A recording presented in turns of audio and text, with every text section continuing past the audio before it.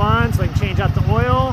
I'm also checking the new radiator cap and to make sure the output shaft is not leaking.